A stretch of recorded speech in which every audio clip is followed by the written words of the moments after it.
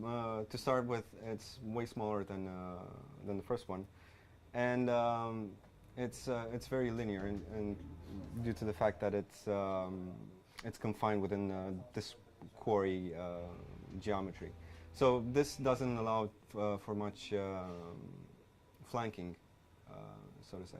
Yeah, it's one we saw very early, very fast aggression, and as closed beta players, it's also new to you. So as that goes with our community players here too, we saw them play it for the first time this morning, and the strategies they came up with from round to round were very vastly different, as they were trying to learn what works best and learn where to go from each spawn position. So this could all be brand spanking new from us again here. We'll see what it is they've thought up and come up their sleeve.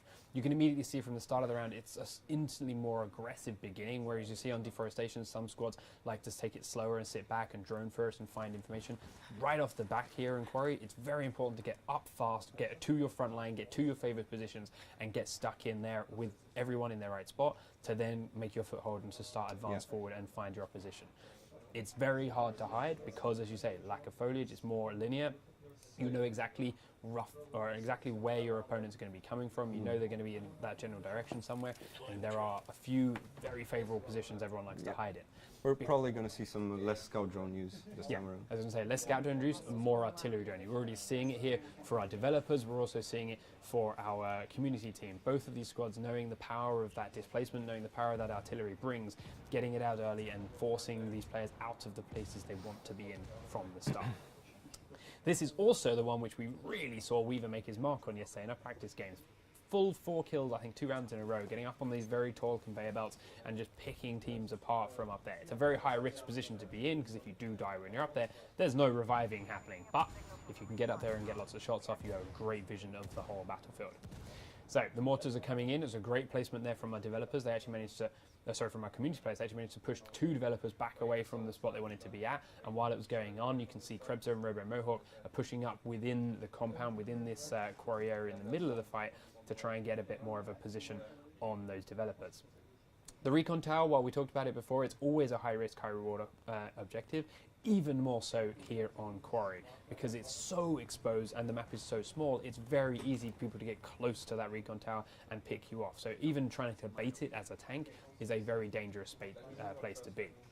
So mine's being placed down by artillery players, just little traps in the most common hiding spots to try and catch people out. But then he tries to run straight across the road in the middle of the map and immediately regrets that decision. Shots rattling off him from the artillery player here on your screens right now. But he gets back to safety, just lost half his health. Now remember, there's no regeneration or anything on this, so he's going to stick to that loss. More and more drones going up and instantly being taken out. As we said, it's very easy to figure out where your opponents are sitting now, so the shots on these drones are less important. Nice shot from Weaver. Yeah, takes down the opposing sniper with a very quick shot to the face.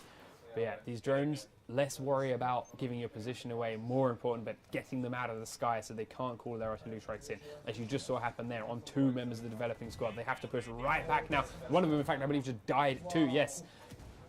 Died to the artillery strike. Holt falls down to Krebs's artillery strike.